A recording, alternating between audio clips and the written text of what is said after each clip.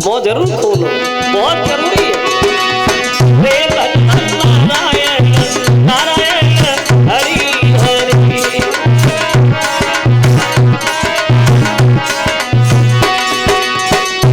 ये नाम बड़ा अलबेला है,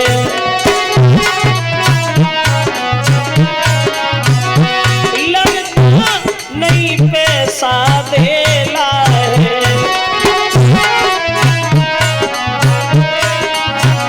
लक्ष्मी नारायण नारायण हरि हरि,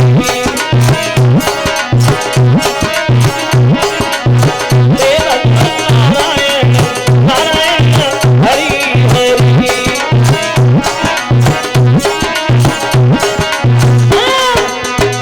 मन हो जा दीवाना रे राम जी के चरणन में,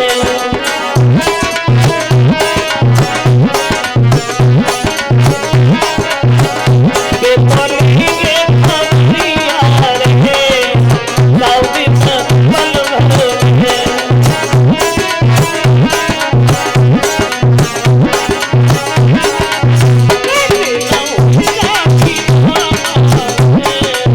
राम जी के चरणन में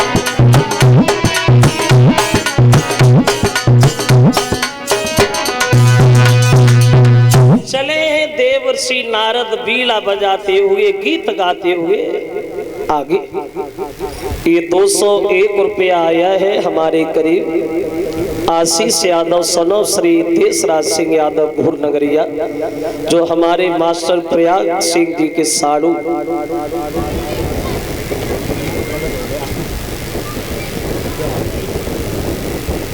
लिखा है इसमें, उनकी तरफ से 201 रुपया हमारे करीब आए हैं। भगवान सुख शांति प्रदान करता रहे।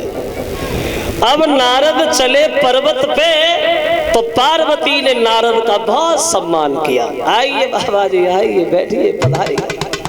तो नारद बैठे नहीं, खड़े ही रहे और पूछने लगे शंकर जी नजर नहीं आ रहे, पार्वती कहाँ गए? बोले वो अभी कहीं निकल गए, आ रहे होंगे। अब नारद चुपचाप वापस लौटती है, बोले ही नहीं। तो पार्वती बोली बड़ा जल्दी है नारद, क्या हुआ, कोई काम है? हाँ शंकर जी से काम है। क्या काम है? बोले सुनो, एक सवाल का उत्तर पूछने आया था, अब वो है नहीं, अब वो आएंगे तब आऊंगा, अभी जा रहा हूं। तो पार्वती बोली क्या सवाल है, हमें पूछो, हम तुम्हें बताएं। तो नारद बोले पार्वती तुम्हें पता ही नहीं होगा, शंकर जी ये बात किसी को बताते नहीं है। तो पार्वती बोली हमें तो जरूर बताएंगे, क्योंकि वो हमसे बहुत प्रेम करते हैं, हमसे कोई बात छुपाते नहीं है। तो नारद बोले हाँ भैया पार्वती बात तो ठीक है, तुम्हें शंकर जी चाहते बहुत है, बताया तो होगा। एक बात बता, भोले बाबा अपनी गर्दन में एक हार पहनते, एक हार, जिस हार में सर ही सर है, और वो मुंडों का हार क्यों पहनते? जिस हार में सरी सरे वो मुंडों का हार क्यों पहनते? पार्वती ने सुना तो पार्वती बैठी की बैठी रही। माफ करना नारद, जे वाली बात हमने उनसे कभी पूछी नहीं और उन्होंने हमें कभी बताई नहीं। अब आप जब वो आएंगे तब पूछोगे तब बताओगे। अब नारद का काम हो गया, नारद चले गए। संध्या को भोले बाबा घरे आए, अब पार्वती ने पानी तक की नहीं पूछी, वही नारद वाला सवाल जो था वो शंकर जी के सामने परोस दिया। भोला एक बात बता दीजिए, क्या आप अपनी गर्दन में जो ये हार पहनते हो, जिस हार में सर ही सर है, ये मुंडों का हार क्यों पहनते हो? शंकर जी बोले तुम्हें क्या मतलब? अरे मेरी इच्छा में पहनता हूं, इससे तुम्हें क्या लेना देना? बोली नहीं महाराज, आप तो मैं पूछ के ही रहूंगी। क्या? हाँ? शंकर जी सोचने लगे, लगता है नारद की फेरी लग गई घर में। ये 1100 रुपया कथा में दान आए, 250 रुपया हमारे करीब और 50-50 रुपया साथियों को भेंट कर रहे हैं। ये अवतंस यादव प्रधानाचार्य SVSR इंटर कॉलेज ये ब्रह्मपुर, उन प्रधानाचार्य जी की तरफ से ये 250 रुपया हमारे करीब और 50-50 रुपया साथियों के करीब आए हैं। भगवान दीर्घ आयु देता रहे। तो शंकर जी ने मन में सोचा, नारद घूम गए तो बोले पार्वती अगर हमसे ये बात पूछोगी कि हम हार क्यों पहनते तो तुम रोगी बहुत, तुम्हें कष्ट बहुत होगा। पार्वती बोली हम काहे को रोएंगे बता। बोले नहीं मानती तो सुनो, ये जो गर्दन में हार देख रही हो वो इस हार में जितने भी सर हैं ये पता है सर किसके किसके? तो भोले बाबा बोले पार्वती सुनो कि ये सब ही सर तुम्हारे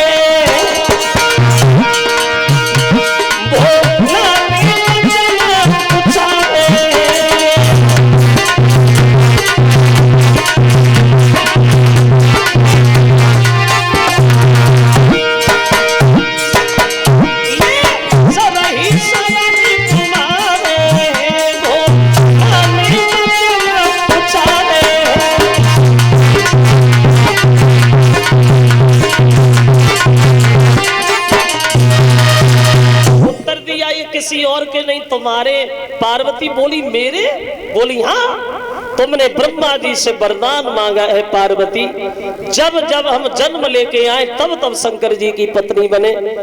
इतनी बार तुम पैदा हो चुकी हो, इतनी बार मुझसे शादी हो चुकी है और इतनी बार तुम मर चुकी हो।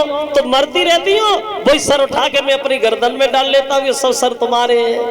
पार्वती ने सुना तो पार्वती बैठी रह गई, रोने लगी। भोले बाबा मुझे मरने से बहुत डर लगता, मैं मरना नहीं चाहती, मैं तो हमेशा तुम्हारे साथ ही रहना चाहती हूँ, मुझे अमर कर लो।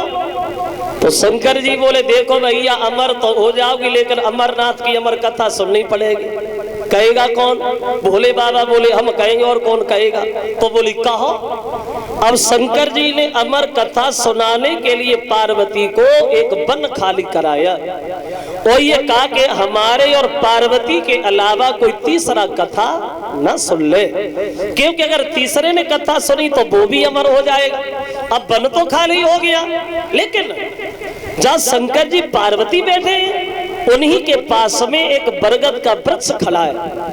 उस बरगद के वृक्ष की खोह में एक तोते का अंडा रखा है। समय अनुसार अंडे से बच्चा बन गया, वो भी वहीं बैठ गया।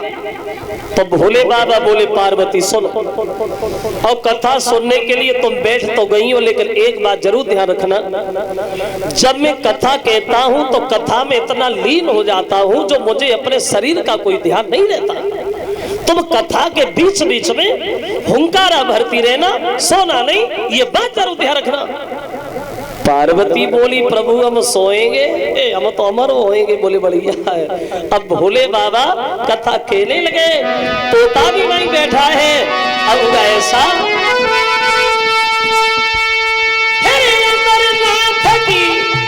अमर कथा और जब कहीं सुनी थी पार्वती, वो उत्तराखंड में लगाई आसनमा बैठ गए।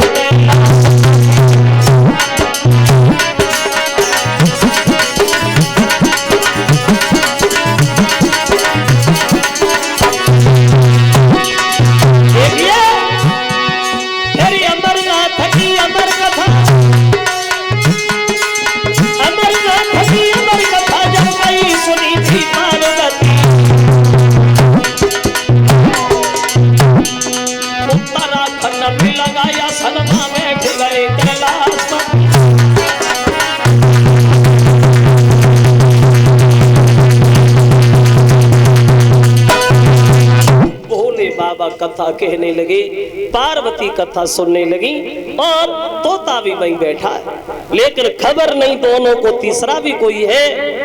और कुछ दिनों तो पार्वती कथा में लगी रही, कथा सुनती रही, और कुछ दिनों के बाद पार्वती को नींद लगे आई। वो जब नींद लगे आई तो धोख लगाई, सोई गई, सुन गई कथा। अब हुआ ऐसा, थोड़े दिन लगे बाद में नींद में लो दवाई।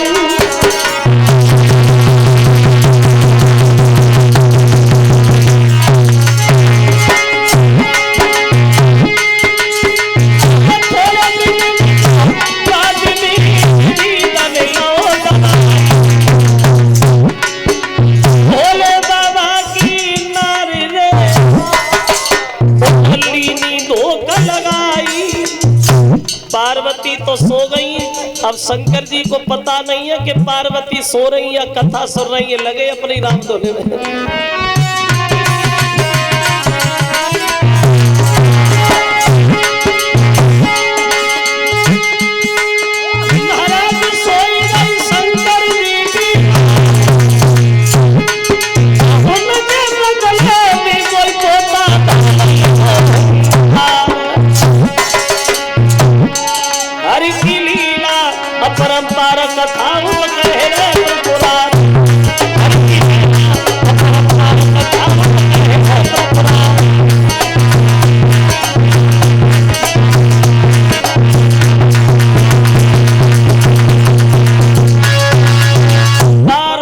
तो सो गई, अब उनके बदले में बहे तोता कथा के बीच बीच में ओंकारा भरने लगा।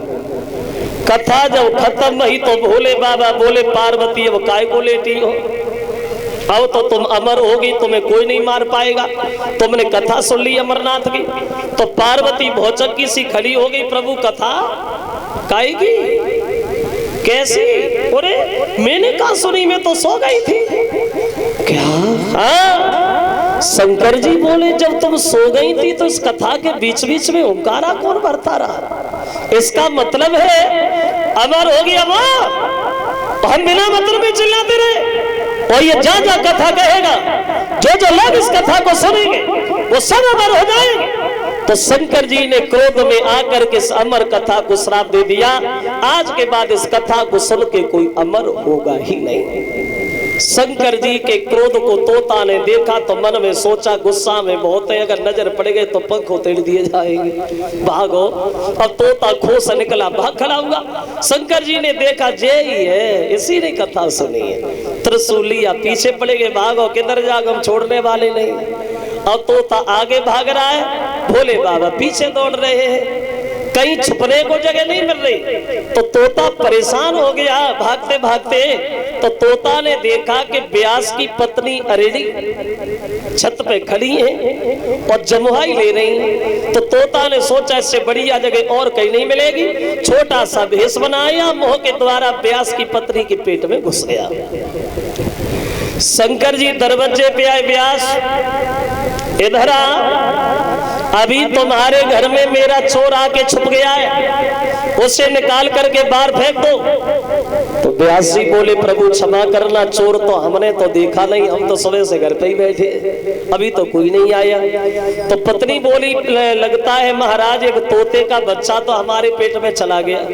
व्यास जी बोले, प्रभु अगर वो तोता आपका दुश्मन है तो पहले हमारी पत्नी को मारो, फिर अपने दुश्मन को मारो। तो शंकर जी बोले, व्यास भैया हम पत्नी काय को मारे आपकी, इसका क्या दोष है? हम इस तोता का इंतजार करेंगे, तोता पेट में कब तक रहेगा, हम तब तक जाएंगे ही नहीं जब तक ये बाहर नहीं आएगा। धूनी रमाई दरवाजे पे बैठ गए, बोले तुम अंदर तो हम बाहर, हमें करना ही क्या, जैसे इधर वैसे उधर।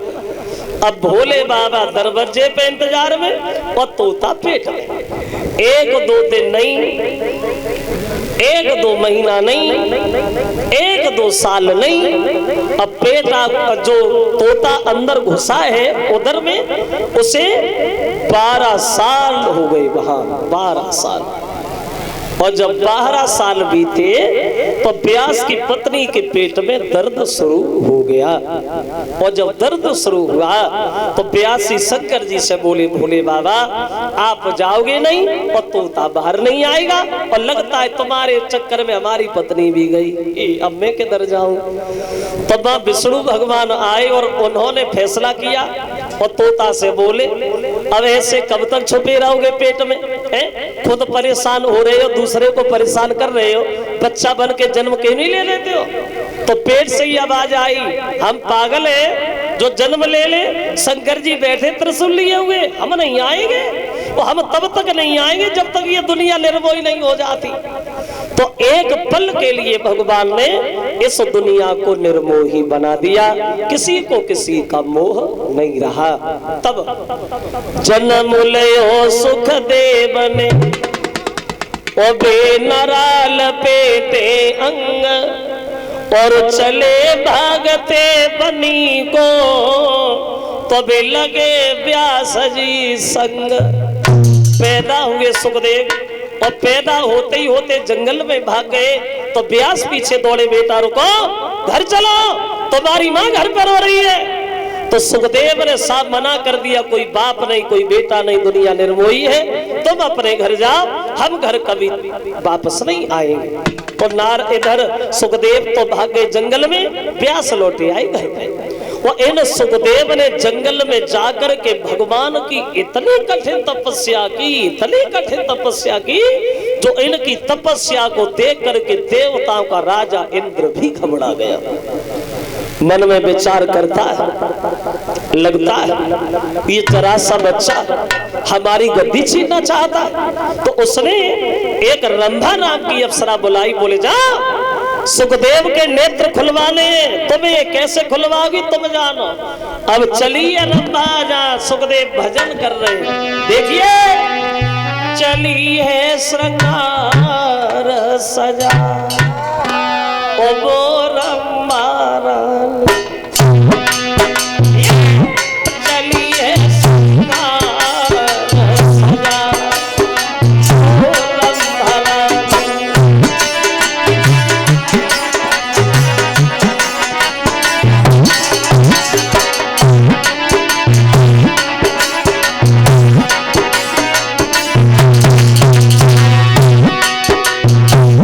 कैसी सजी है रंभा, अरे चंदा सो मुखार बिंद सो बहु कहीं न जाए, मृग जैसे ने न जा कोई रनी शरमाए।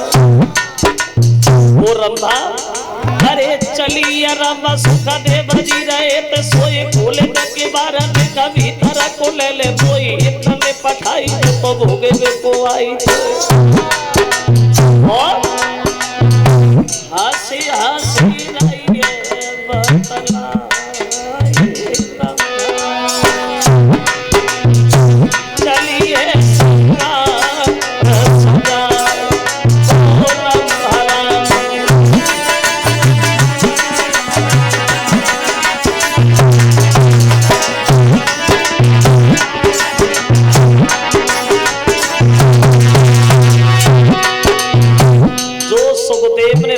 के ये शब्द सुने तो सुखदेव रंभा से एक बात बोले, रंभा बुद्धि खराब है तेरी। वो कहते हैं अरे बोले सुखदेव तू तो धर्म की लागे मात, दे देंगे असराप भस्म हो जावे वो तेरो गात।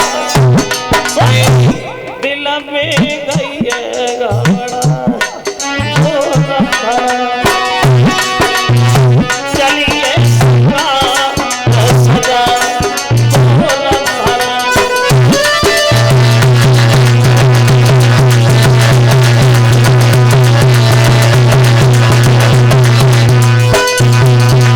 सुखदेव